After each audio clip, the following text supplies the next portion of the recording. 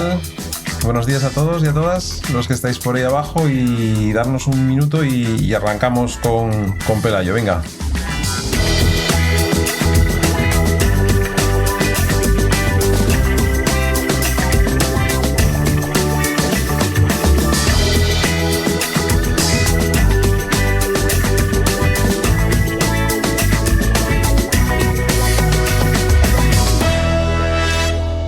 ¿Qué tal, Pelayo? ¿Cómo estás? Pues muy bien, de viernes aquí. De viernes. Terminando la semana. Engañado, ¿no? Por un servidor. No, bueno, yo encantado siempre de hablar contigo, Luisma. Bueno, pues lo primero, gracias a todos y a todas los que estáis ahí a la escucha en esta primera sesión de Dive Data Sessions, que es un proyecto que arrancamos hoy. Con lo cual el que os está hablando pues también está un poco así como nerviosillo, ¿no? Aunque ya he hecho esto unas cuantas veces, pero bueno, esas primeras veces siempre también te ponen ahí un poco el gusanillo en la tripa. Y tenemos a Pelayo. La idea es, pues cada 15 días, si los calendarios de los profesionales invitados, invitadas que nos van a ir acompañando, pues lo permite, conocer más de este ámbito del dato, de la analítica avanzada y la inteligencia artificial, para entre todos pues intentar comprender un poco más y aprender de todos ellos en esta vorágine en la que estamos metidos. Pelayo, ¿quién es Pelayo? Pues un economista reconvertido a informático, te diría casi. O sea, mal economista y peor informático también podría llamarme. Pues eso, al final yo creo que un poco en el mundo en el que vivimos te pide que tengas perfiles híbridos, ¿no? Y que seas capaz de resolver problemas en la empresa. Y bueno, por mi trayectoria, como digo, yo estudié economía, luego pasé una larga temporada en la universidad, casi es una cárcel, ¿no? Que digo, pasé una larga temporada, pero estuve como 7 años trabajando en investigación en la universidad en temas de econometría y modelización y demás. Y pues eso, en 2013, 2014 y demás, pues ya empezaba a sonar bastante el tema del data science, ¿no? El rebranding de la minería de datos, y me puse más a programar, ¿no? Bueno, pues también por estancias que hice en el extranjero y demás, veía que los economistas programaban. Entonces me metí en el mundillo de la programación y de la ciencia de datos, vamos, básicamente aplicar econometría pero con más programación, y aquí me he quedado, básicamente. Bueno, ahí te has quedado. Pelayo, como sabéis y como pone pues la información que podéis leer en el evento, trabaja actualmente como Head of Data Science en Idealista. Pero antes de llegar a Idealista, Pelayo, has pasado por otras compañías, ¿no? Y después también, lógicamente, de pasar de ese periodo que decías antes en la universidad a nivel de investigación, has trabajado en otras entidades. ¿Cómo viviste ese paso de la universidad, de una parte investigadora, de trabajar en ese entorno que a veces parece como que es un poco más o menos dinámico, a de repente dar el paso y buscar esa vía de oportunidad en el ámbito laboral profesional en compañías? Pues mira, el otro día lo hablaba con una persona y se sorprendía, ¿no? Porque le decía que desde que me marché de la universidad trabajo menos, ¿no? Porque yo creo que al final la universidad tiene como muy mal...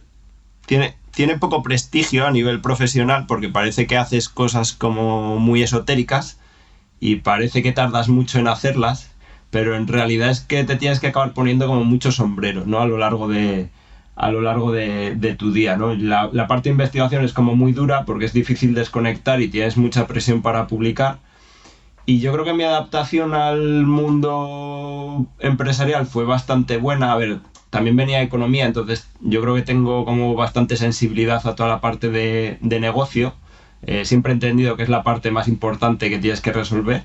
No soy muy de enamorarme de las soluciones técnicas, y lo viví en ese sentido bien, y por otro lado un poco estresante porque me di cuenta de todo lo que no sabía, ¿no? O sea, yo sabía mucho de estadísticas, sabía mucho de modelización, pero sabía prácticamente cero de tecnología, ¿no? O sea, como digo, me defendía más o menos haciendo scripting y demás. No lo puedo llamar casi ni programación, pero claro, no tenía ni idea de bases de datos, no tenía ni idea de muchas herramientas tecnológicas que utilizamos en las empresas.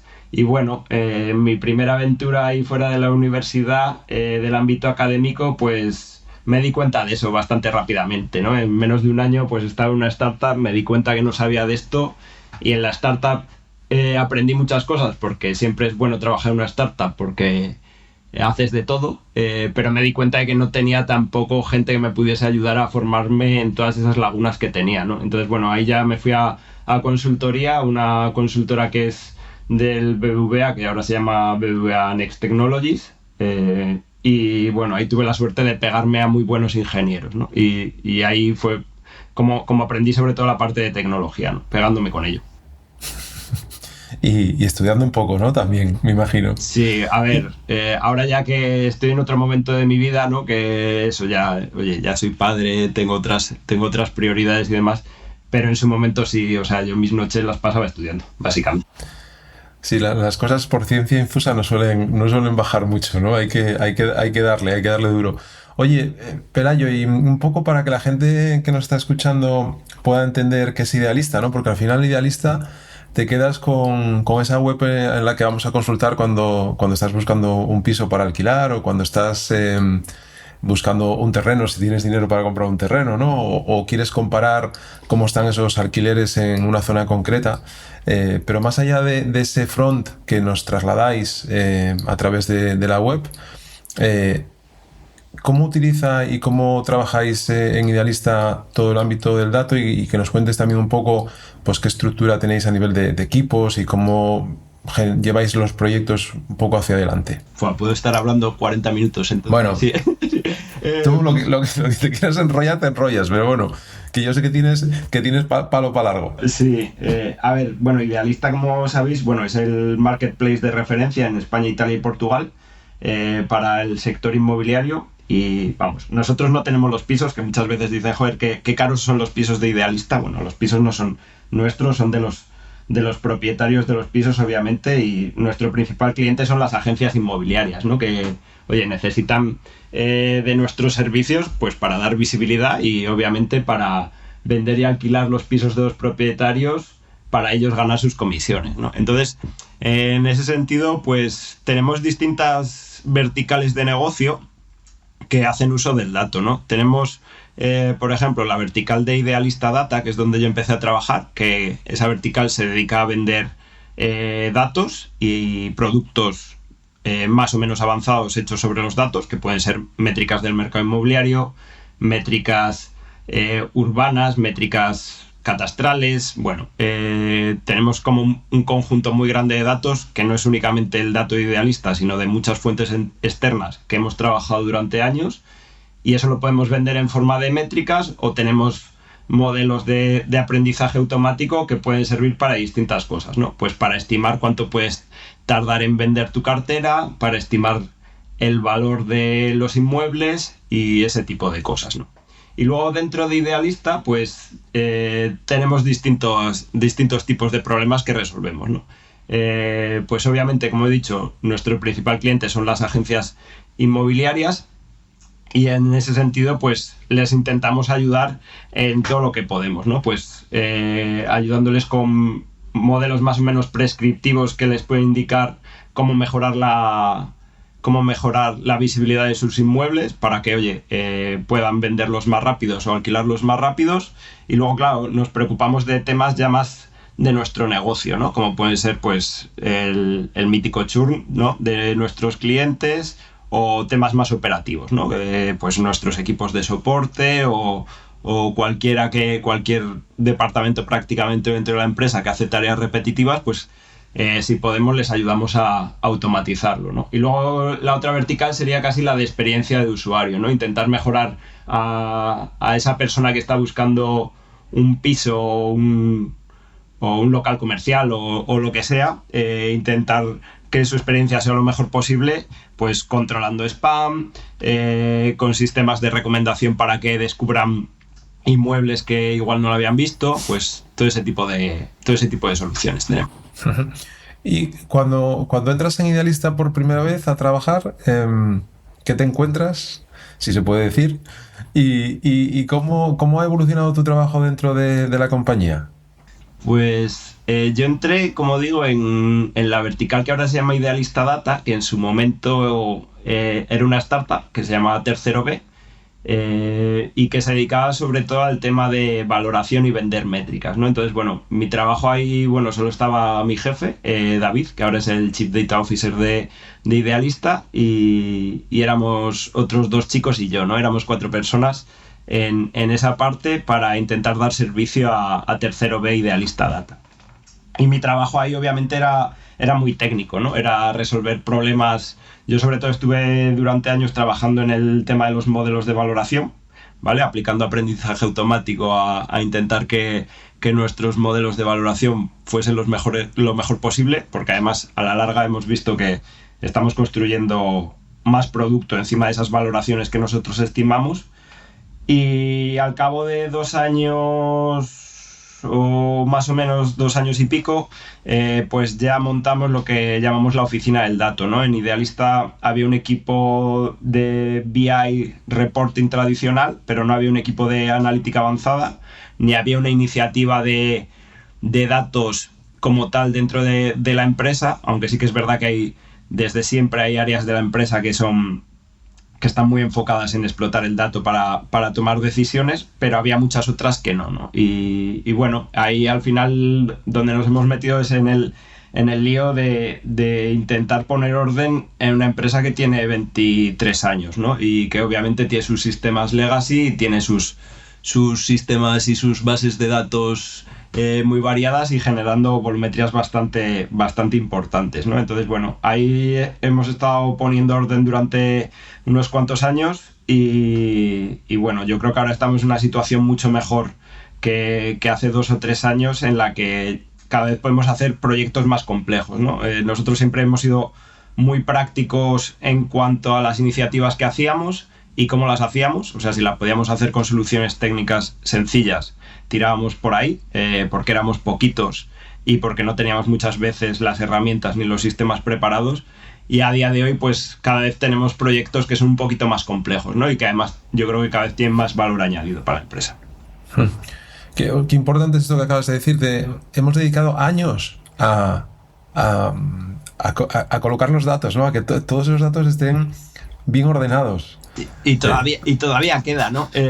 O sea, eso al final es difícil que acabe, es una tarea que es muy difícil que acabe y es una tarea que muchas veces no se habla, ¿no? Al final a mí me contacta mucha gente por ahí, ¿no? De, oye, es que tengo una empresa y tenemos muchos datos y tal y queremos aplicar inteligencia artificial, ¿no? Y yo siempre les pregunto que si saben lo que significan sus datos, ¿no?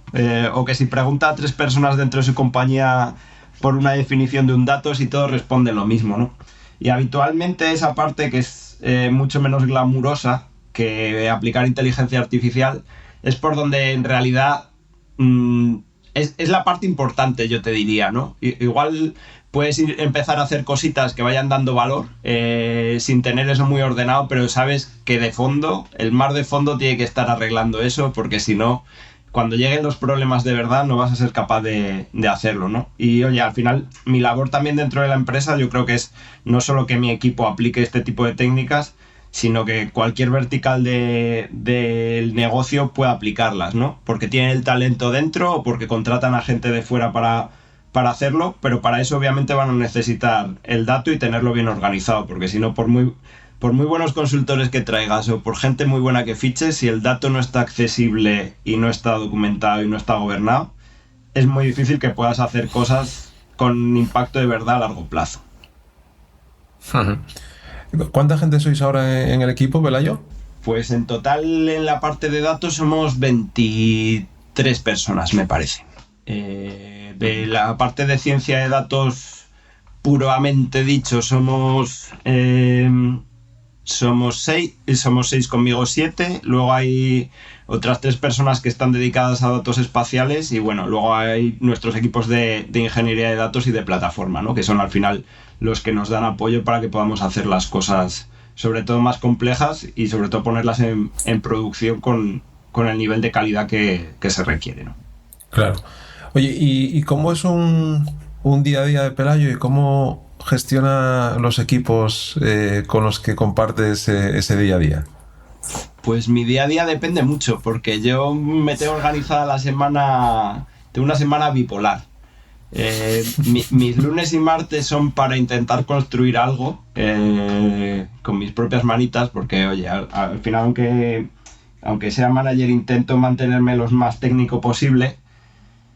Y, o sea, por una cuestión fundamental que es, oye, me tengo que comer mi propia comida para luego exigirle a la gente del equipo que haga determinadas cosas, ¿no? Y al final la empatía, si estás muy separado del día a día de la gente, es difícil de hacer, sobre todo porque no entiendes muy bien cuáles son los problemas técnicos. Entonces, intento los lunes y los martes hacer cosas que no molesten mucho, las defino yo, en el sentido de que, oye, pueden ser prototipos o pueden ser que no bloqueen a nadie, ¿no? Porque sí que he tenido momentos en esta transición de pasar técnico a ser manager en las que sí que es verdad que he sufrido bastante, porque, claro, tenía mi mochila de proyectos técnicos que tenía que ir entregando, pero obviamente cada vez tenía más reuniones y cuando surgía un problema y tenía que arreglarlo yo acababa haciendo que los proyectos perdiesen mucho tiempo, ¿no? Entonces, a día de hoy lo que intento es eso. Lunes y martes intento estar lo más tranquilo posible y enfocarme en resolver algún problemita por ahí o explorar alguna tecnología. Y luego el resto de la semana, pues, son reuniones con el equipo, ¿no? Que pueden ser o one-on-ones para ver cómo están, o pueden ser de gestión de proyecto o de gestión de stakeholders, ¿no? De, al final, eso, intentar ayudar a otras áreas de la compañía, ya pueden ser idealista de hipotecas o seguros o quien sea, a ver si les podemos ayudar a hacer algunas cosas, ¿no? Y así es un poco mi semana. Y qué complicado es gestionar personas, ¿eh? Mucho más que los problemas técnicos. Muchísimo más. Somos demasiado complicados. No sé si estas inteligencias generales de las que están hablando ahora llegarán a ser tan complicadas como nosotros, no lo sé yo. O sea, yo eso siempre lo digo, ¿no? Dame problemas técnicos, no me des problemas de personas, porque al final los problemas de personas... a mí me gusta, ¿eh? A mí me gusta... o sea, yo vengo de... A mí también, ¿eh? Sí. Yo vaya por delante que lo que más me gusta es tratar con personas y escucharlas, intentar ayudar, ¿no? Siempre en el camino. Eso vaya por delante, pero es difícil. Sí, yo estoy encantado, si te digo la verdad, ¿eh? De haber hecho un poco el cambio de... O sea, me sigue llamando mucho a hacer cosas técnicas, porque es algo que me gusta intelectualmente, pero también me siento realizado cuando ayudo a la gente, ¿no? O sea, me parece mucho más interesante. Además, como problemas muchas veces... Me parecen que son problemas muchas veces más complejos, por eso, por intentar al final orquestar a personas que son muy diferentes es difícil. El problema que tengo casi te diría con el tema de ser manager es que, claro, tú cuando eres lo que se llama el individual contributor, ¿no? Tú resuelves un problema y tienes como el subidón de dopamina, ¿no? De he resuelto esto y me llega el subidón enseguida. Cuando resuelves un problema como manager, igual la consecuencia o eso que has arreglado aparece semanas o meses después, ¿no? Entonces es difícil porque no tienes un feedback de gratificación como tenías antes. Entonces hay veces que si se te juntan muchos problemas, la motivación puede caer, ¿no? Entonces, o la frustración aumentar demasiado, ¿no? Tiene dos caras la moneda. Entonces, es la parte que es un poco más compleja para mí de llevar, ¿no? Aparte de cuando ves a gente de tu equipo que tiene algún problema y que te está costando mucho ayudarlo y les ves que les afecta, ¿no? A mí eso es una cosa que me duele especialmente, ¿no? Oye, y haciendo un paréntesis en la parte profesional, llevándolo a una parte un poco más personal, que yo creo que la pregunta que te voy a hacer va un poco relacionada con esto que estábamos hablando, ¿no? Es decir, Pelayo en su tiempo particular o personal decidió en un momento dado que quería, pues eso, ayudar a gente o escuchar a otras personas, ¿no? Para compartir conocimiento y compartir experiencias. Y es algo que vienes, que yo no recuerdo si nos conocimos así ahora mismo, no estoy seguro, porque fue a raíz de creo recordar de un tuit que pusiste que tuvo bastante repercusión hace ya 2, 3 años o 4, no sé, porque el tiempo pasa tan rápido. Pero eso, es decir, ¿te ha ayudado esa faceta que estás haciendo a nivel personal de hablar con gente durante una hora, creo que es a la semana, de reservar una hora de tu tiempo para hablar con otras personas que se ponen en contacto contigo para preguntarte, para consultarte? a la hora, después de ahora que estás haciendo de manager, gestionar también ese trato con tus compañeros, con los equipos? Pues sí me ayuda, ¿no? Porque me ayuda sobre todo o sea, me ayuda por un lado a manejar el ego, en el sentido de que, oye, ves realmente dónde está la gente que está empezando, ves los problemas que tienen, ves gente que también se cae, ¿no? Que tiene sus problemas, pese a que somos unos privilegiados en el sector que nos movemos, pero la vida ya sabes cómo es, que es muy puñetera y siempre a la vuelta de la esquina tienes sorpresas, y eso me ayuda a mantener muy clara la perspectiva, y por otro lado también me ayuda a ver en qué situación está el sector en general, ¿no? Entonces, eso me ayuda también a relativizar un poco los problemas que tenemos nosotros internos, porque no quiero decir que es problema de muchos consuelo de tontos, pero me ayuda a ver en qué momento de madurez estamos con respecto a ciertos objetivos que tenemos nosotros. Me ayuda a ver cómo están en otras empresas, ¿no? Y me ayuda a ver también que los problemas son muy parecidos en todos los sitios,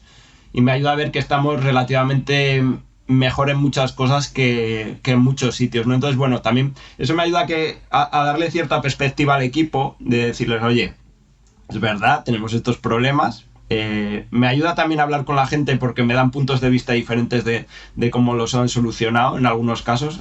Sobre todo al principio, yo creo que estas charlas me venía mucha gente junior a hablar conmigo, y te diría que en el último año cada vez hablo con más gente más o menos que tiene un nivel de experiencia parecido al mío, ¿no? Entonces, en esas conversaciones a mí me sirven los dos tipos de conversaciones, pero también, oye, cuando hablo con gente que es casi como un colega, ¿no? En situaciones muy parecidas, ver cómo gestionan ciertas cosas, pues me ayuda mucho, si te digo la verdad.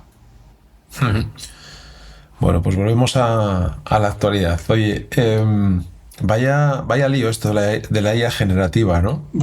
Sí, está difícil de seguirle el ritmo, ¿no? Pues además, estas semanas que ha habido culebrones y demás, que bueno, a mí me interesan un poco menos en la parte personales, ¿no? De estas cosas, pero sí, la verdad es que, hombre, está claro que las empresas grandes están sacando todos los papers que tenían por ahí escondidos, ¿no? Y que no sabían muy bien qué hacer. La parte buena que yo creo que es que desde que salió OpenAI, pues se demostró el valor que tiene esto y el tirón que tiene a nivel comercial. Y claro, al final, oye, la aplicación que vemos a día de hoy, antes comentábamos, ¿no? Antes de la charla hablábamos de temas de computer vision y estas cosas. Al final, claro, yo empecé trabajando en temas de estos hace ya años, y veías como que la aplicación era muy de nicho, ¿no? Podías ayudar a, yo que sé, a una aseguradora a detectar daños en un coche, o yo que sé, lo que vemos en temas de coches autónomos. O sea, son cosas como muy, muy de nicho, y al final con la generativa lo que estamos viendo es que se está integrando en prácticamente cualquier herramienta del día a día, sobre todo esas herramientas que más nos hacen perder el tiempo, ¿no? Que puede ser el correo electrónico o temas así. Y entonces, claro, ya está llegando a un nivel de que va a afectar, o nos afecta sobre todo a los trabajadores del conocimiento, y es difícil seguir el ritmo, pero es un momento como muy bonito para vivir y trabajar en ello, ¿no? Uh-huh. Sí, la verdad que es apasionante. Mira, nosotros desde DICE tenemos una infografía muy guapa. Vamos a hacer publicidad en la que mes a mes vamos desgranando todo lo que va ocurriendo en este ámbito, ¿no? Que está muy bien, que lo está desarrollando el equipo interno, y yo creo que se le puede sacar más partido también a nivel de dar más información para que la gente pueda consumir no solamente una infografía en la que pones los hitos, ¿no? Sino que puedes darle más información, que yo creo que puede ser muy enriquecedora, seguramente a personas más técnicas, ¿no? Que tengan más inquietud y que tengan más conocimiento, y que si lo que tú dices, hay esos papers que están saliendo y que están volcándose, muchos también haciéndose públicos en la red, pues darles también esa visibilidad para que la gente los pueda consumir y pueda acercarse a ellos, ¿no?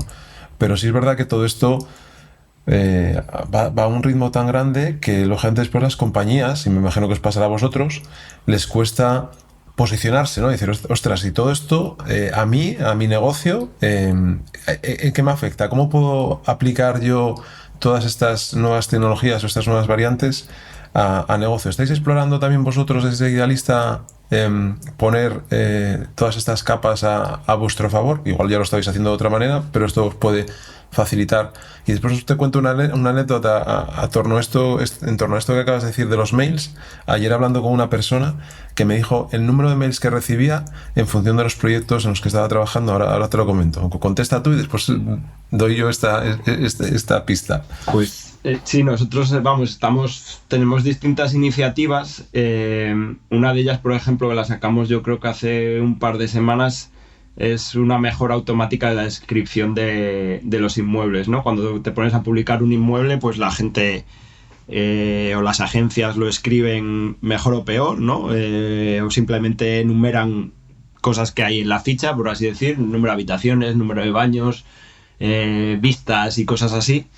Y tenemos un productillo que les ayuda a las agencias a mejorar las descripciones, ¿no? Y luego también nosotros estamos haciendo mucho trabajo de estructurar el dato, ¿no? De sacar el dato de los textos y demás, y obviamente ahí nos apoyamos en estas herramientas, pues también para etiquetar, ¿no? Que yo creo que al final es uno de los grandes retos que tenemos en las empresas, que es que la gente entienda la importancia del etiquetado, o sea, la gente de producto y la gente del negocio entienda que para nosotros poder aplicar este tipo de tecnologías tenemos que tener por detrás un apoyo importante en toda la labor de etiquetar el dato y de validar las soluciones, ¿no? Que no es simplemente coger y enchufarte a la API de OpenAI, sino que a largo plazo, además, de hecho, seguramente lo que te interesa es tunear estos modelos a tu caso de uso, y posiblemente lo que tienes que hacer para eso es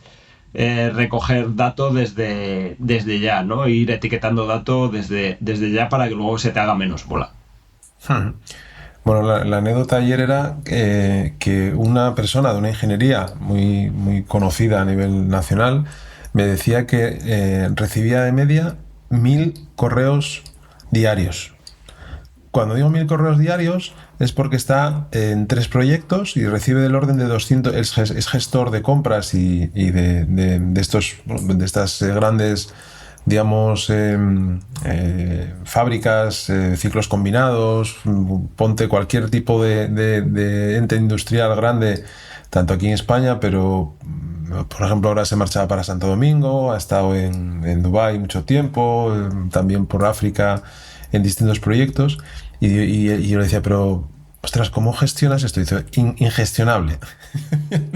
Dice, tengo una serie de reglas puestas en función de el momento en el que estamos del ciclo de obra y en función de los proveedores, de las personas con las que interlocuto. Pero ayer me enseñaba el móvil porque yo pensaba que era cachondeo, y me enseñó el móvil y empezó a pasar y mira, Luis, estos son de hoy, y pasaba. Los que están en rojo son los que los tengo que leer, que son los importantes. Y yo, seguramente que hay alguna herramienta. Dice, llevo hablando con TI para que me intenten solucionar esto no sé cuánto tiempo. Digo, seguramente que puede darse una solución en función de muchas variables cuando te llegan esos mails, de filtrar y de ayudarles y de darles soluciones mucho más óptimas. Porque él decía, tú no sabes la cantidad de horas que perdemos dentro de la compañía a estructurar toda esta información que nos llega, que a veces es, pues como ves, ingobernable. Paso más tiempo revisando los mails que ejecutando lo que tengo que ejecutar después. Sí. Pues posiblemente ahora cada vez le lleguen más mails, ¿no? No le lleguen menos, que ese es el problema, ¿no? Que al final también cuando reduces y luego al final, joder, igual soy muy mayor, ¿no? Pero si te acuerdas de cuando se hablaba de la netiqueta, ¿no? De cómo hablar por internet, ¿no? Y ese tipo de cosas. La verdad es que estamos muy mal acostumbrados, pero porque yo creo que Google nos ha mal acostumbrado mucho, que tú le puedes escribir las cosas de cualquier manera y te responde razonablemente bien. Luego es verdad que buscar bien es un arte, y tenemos esa costumbre también del WhatsApp de escribir de cualquier manera y te llegan emails súper mal escritos, ¿no? Entonces yo creo que ahora con la generativa posiblemente la gente cada vez se lance a escribir más emails, porque va a ser más rápido, ¿no? Hacer un borrador rápido que, oye, te lo arregle y lo envías y a correr, ¿no? Entonces igual este pobre hombre en vez de 1.000 recibe 1.500, ¿no? al día. Entonces, bueno, tiene sus sus cosas buenas, como todo, ¿no? Las aplicaciones, pues habrá aplicaciones buenas y habrá aplicaciones que sean más perniciosas, pero bueno. Oye, Pelayo, y el que tampoco quiero alargar mucho esto porque quiero hacer que los episodios sean más o menos comedidos, ¿vale? Después daremos la oportunidad, si alguien de los que estáis por abajo quiere hacerle una pregunta a Pelayo, pues vamos a dar un ratito para que lo podáis hacer si os atrevéis. ¿Cuál es el futuro de los data scientists, Pelayo, en los próximos meses, años? Pues parecido, ¿no?, al que teníamos ahora. O sea, no... Esa es una pregunta que me hacen mucho. Porque parece que, oye, como cuando sacaron el Code Interpreter, ¿no?, este de OpenAI, que le puedes tirar un dataset y más o menos te lo analiza y demás, pues parecía que ya estaba el trabajo hecho, ¿no? Pero bueno, el trabajo al final de un científico de datos es resolver un problema de negocio, ¿no? Y resolver un problema de negocio tiene muchas aristas. Pero sobre todo, una de las cosas a las que más tiempo dedica un científico de datos es a mirar mucho el dato, ¿no? Mirar mucho el dato, investigar mucho el dato. Y ayer oía un podcast de Jeremy Howard, que es un referente en esto, ¿no? Y bueno, de otro chico que viene también de hacer mucha investigación en el LLMs y demás, y hablaban sobre el futuro de esto y coincido totalmente con ellos, ¿no? Al final, mi obsesión es que cuando hagamos un proyecto de datos tengamos muy claro cómo generamos el dataset de evaluación y el dataset de entrenamiento, y eso, los que prácticamente te diría que mejor posicionados estamos para hacerlo solemos ser la gente de ciencia de datos, siempre con mucho apoyo del negocio, ¿no? Pero un poco en la orquestación está el científico de datos, y luego yo creo que en lo que puede cambiar un poco el asunto es en el que, oye, estamos muy cómodos picando Python o R, los que todavía escribimos cosas en R, pero al final, yo esto lo veo también cada vez más en los proyectos, el valor está en casi meterte en las tripas de las aplicaciones, ¿no? Y mejorar las aplicaciones por dentro va a requerir seguramente que manejes otros lenguajes de programación. Pero ahí lo bueno que tienes es que tienes como un feedback loop, ¿no? De realmente utilizar otra LLM que te ayude a programar, ¿no? O sea, esto es una tontería, pero yo hace poco estaba tocando cosas en mi página web y no sabía cómo generar, pues, cambiar unas cosas, ¿no? En el feed de RSS, pero no tengo ni idea de JavaScript ni de nada de esto. Y digo, pues voy a ponerme a cambiarlo. Me puse a mirar el código y bueno, pues más o menos lo entendía, pero claro, no tenía ni idea de cómo era al final, cómo tenía que escribirlo, ¿no? Y oye, se lo tiré a ChatGPT y me costó 2 o 3 iteraciones que lo hiciera bien, porque entendía el flujo y dónde estaba fallando su lógica, que eso es la parte buena que yo creo que tiene venir de un ámbito técnico, es entender cómo hacer test, ¿no? Y cómo debuguear las cosas. Ahí también obviamente tenemos potencial, pero los ingenieros de software, pues mejor todavía. Y al final eres capaz de hacer cosas, ¿no? Si estás acostumbrado a trabajar de una determinada manera. Entonces, yo creo que el futuro es muy parecido a como estaba siendo ahora. Tenemos otras herramientas que posiblemente nos ayuden a ser más productivos, pero veo que los problemas son los mismos, ¿eh? Los problemas son al final tener unos buenos datos, pegarte muy bien con entender el dato y en dejarlo muy limpio, porque yo me he estado pegando últimamente bastante con utilizar Stable Diffusion, ¿no? Para determinadas cosas, tanto personales como para temas del trabajo, y es fundamental, ¿no? Oye, ¿cómo construyes tu dataset? Luego, por ejemplo, en la parte de imagen es muy importante cómo haces el captioning, ¿no? La descripción de texto de la imagen para luego poder usarlo en los prompts es muy importante, y hay maneras automáticas de hacerlo, pero tienes una parte como manual de revisión y demás, que en esos casos de esquina, que estamos muy acostumbrados la gente de datos a revisar y a rebuscar y a mejorar, porque es habitualmente donde encuentran los problemas en los modelos, pues ahí tenemos mucho que decir, yo creo. Oye, pues nada, muchas gracias por tu por tu interpretación de ese futuro. Nada, vamos a dar ahora antes de despedir a Pelayo, voy a subir un poco otra vez la música. El que quiera, o las que queráis, que estáis abajo, podéis levantar la mano, es muy sencillo, ahí hay una opción. Y yo subo arriba y así podéis hablar con Pelayo. Venga, ya tenemos uno, pero bueno, voy a poner la música igual que queda muy bien, Pela.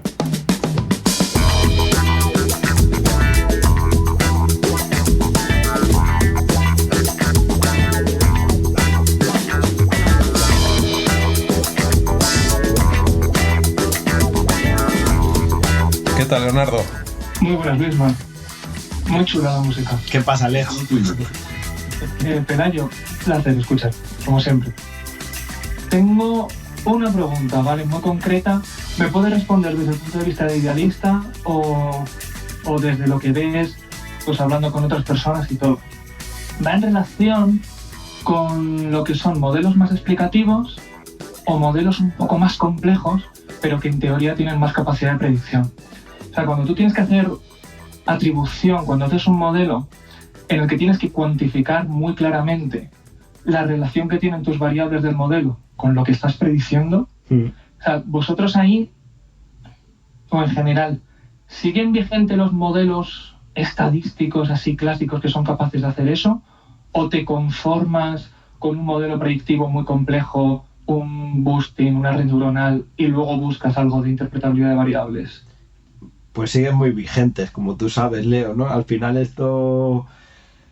Yo creo que hay por ahí estadísticas, ¿no?, que estiman el impacto de la regresión lineal en el negocio real, ¿no?, del mundo, y yo creo que todos tenemos en producción muchos modelos de este tipo, por lo que tú comentas, ¿no? Porque al final, el problema que tienen los modelos más de corte estadístico es que son mucho más difíciles de hacer bien, te diría.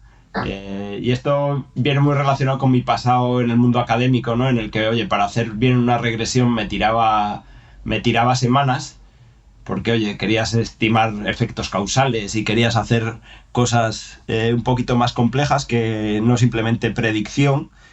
Y a día de hoy, pues depende mucho del caso de uso, ¿no? O sea, nosotros seguimos manteniendo muchos modelos de este tipo cuando necesitamos alta explicabilidad.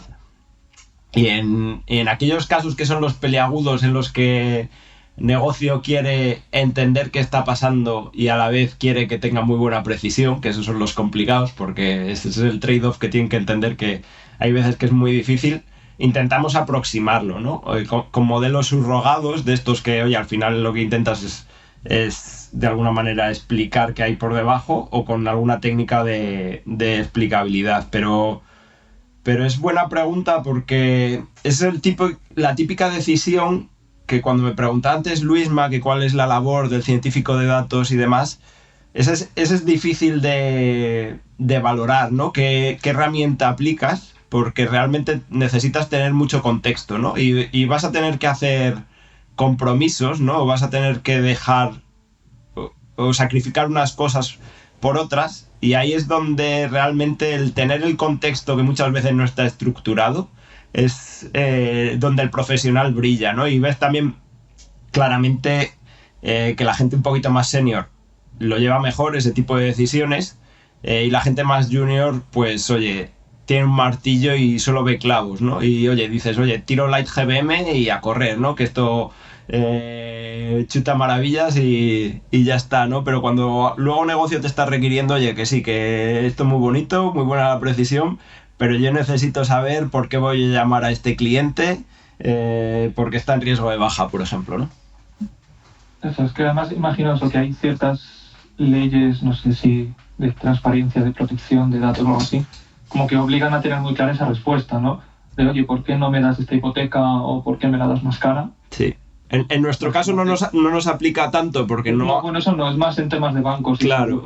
Afortunadamente, de momento, la regulación no nos ha llegado, pero yo creo que nos llegará a todos. Y al final es un poco tramposo también esa parte de entender la explicabilidad como una aproximación que te da más seguridad a un problema.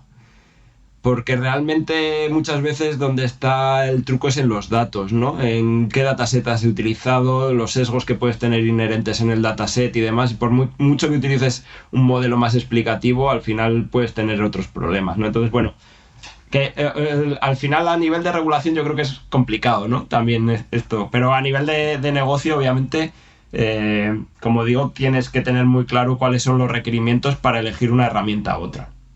Pero una cosa que también yo estoy viendo que cuesta mucho a la gente entender es cuando tienes una respuesta que no es determinista, ¿no? Cuando tienes una respuesta como pueden ser los LLMs que ante una misma pregunta te responde cosas diferentes, eso a la gente le hace explotar la cabeza, ¿no? Entonces yo creo que cada vez se está exponiendo más ese problema y bueno, es otro trabajo del científico de datos, ¿no? Intentar que la gente entienda eso e intentar qué hacemos con el sistema cuando falla, ¿no? Porque eso, estoy teniendo muchas veces esta conversación últimamente en la empresa. O sea, nosotros montamos modelos y los modelos pueden ser mejores o peores, pero aunque tuvieses el mejor modelo del mundo, hecho por la gente más brillante del mundo, el modelo siempre va a fallar, ¿no?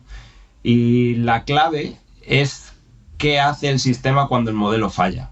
Se lo dice al usuario, le deja al usuario tomar las riendas, le dice al usuario no hagas caso a esto. Esas son cuestiones que son muy importantes a tener en cuenta, ¿no?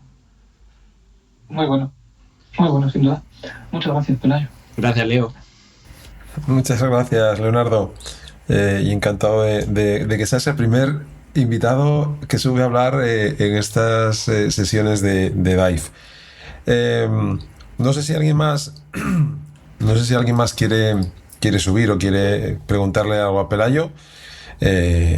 Si no es así, pues Pelayo. Yo, Luisma, si me permites. Vale, perfecto. Sí, al jefe hay que permitirle. Como para decir que no, ¿eh? Sí, nada, bueno, simplemente quería, por un lado, pues agradecer a Luisma, ¿no?, la creación de este espacio de Dive, que yo creo que es muy interesante, ¿no?, como hemos podido ver. Y sobre todo, ¿no?, dar las gracias a Pelayo, ¿no? Cuando me dijo Luisma que nos podía invitar iba a ser Pelayo, pues la verdad que me pareció fenomenal, porque es que Pelayo más, yo creo que, lo hemos visto en la entrevista, ¿no?, articula muy bien todo lo que es la figura del data scientist, ¿no?, en esa combinación de conocimiento algorítmico, conocimiento tecnológico, conocimiento de negocio, ¿no?, y con una perspectiva además muy práctica, ¿no? Entonces yo creo que es un poco el arquetipo, ¿no?, de data scientist, con lo cual, un privilegio que estés con nosotros, y que hayas podido inaugurar este espacio y darte las gracias, porque ha sido una conferencia, una charla fantástica. Muchas gracias, José Luis. Nada, Pelayo es muy transparente, como los modelos. Como algunos modelos. Lo intento, ¿no? Al final es que a mí es una... O sea, sobre todo por la gente joven, ¿no? Porque sí que es verdad que hablo con mucha gente joven y luego también gente que ha venido a trabajar con nosotros y tiene expectativas muy extrañas con respecto a lo que significa el trabajo de esto, ¿no? Porque al final la parte fácil de enseñar en las escuelas y en la formación, yo creo que es toda la parte de modelos, pero es mucho más difícil de enseñar, pues, mucha parte de mover datos de un sitio a otro, mucha parte de gestionar stakeholders, mucha parte de entender realmente requerimientos y mucho de hacer bien las preguntas adecuadas, ¿no? Y empujar para que te las respondan. Y al final la frustración esa que luego tiene la gente cuando se da cuenta de que el trabajo no es solo hacer modelos, les perjudica a ellos y luego nos perjudica a los que estamos contratando, ¿no? Porque, oye, al final hay que dar transparencia en los procesos. Esto yo siempre, cuando lo hablo con otros managers, siempre lo digo también. Cuando vayáis a fichar a gente, por favor, decirles claramente de qué va el puesto de trabajo y cuál es el grado de madurez de la empresa en cuanto al dato, ¿no? Y cómo de fácil o difícil es hacer este tipo de proyectos y de iniciativas en las empresas, porque según el grado de madurez que tengamos, pues es más fácil o es más difícil. Y si no eres transparente, luego la persona se te va a frustrar, se te va a ir al tiempo y tú vas a haber perdido tiempo y les vas a haber hecho perder tiempo a ellos también. Pues Pelayo, ya te lo ha dicho José Luis, muchísimas gracias, la verdad. Y decía antes que la música era bonita. Esta música va a ser nuestra música de cabecera, por lo menos esta temporada, que no sé hasta dónde llegará, porque como cambiamos el año, igual en enero ya hacemos la segunda temporada, tengo que decidirlo todavía. Pero bueno, esta va a ser nuestra música de cabecera y es gracias a un amigo también, que por eso las personas, cuando las tienes cerca y les cuentas las cosas que quieres hacer, ¿no?, y se vuelcan, pues esta mañana José Saudinos, que es muy buen amigo y compañero, pues me ha facilitado, oye, mira, estas son las músicas que yo creo que encajan para lo que quieres hacer, y me pasó una serie de ellas, y la que he decidido, pues esta que acaba de sonar y que irá sonando todos estos programas. Y que la llevaremos lógicamente también al podcast, ¿no? Que espero que el lunes, pues esta conversación que estamos teniendo en directo y que han escuchado pues unas cuantas personas, no sé ahora mismo cuántas, pero unas cuantas, que está bien, pues que después nos permita también abrir ese otro canal para dar continuidad. Y lo dicho, Pela, muchísimas gracias como siempre, por tu amabilidad, por tu transparencia y por tu generosidad en dedicarnos pues estos minutos. Y lógicamente a Idealista por dejarte también hacerlo. O sea que muchas gracias, Pelayo. Muchas gracias a vosotros. Pues venga, nos despedimos con la música. Un saludo y buen fin de semana a todos. Igual, chao, chao.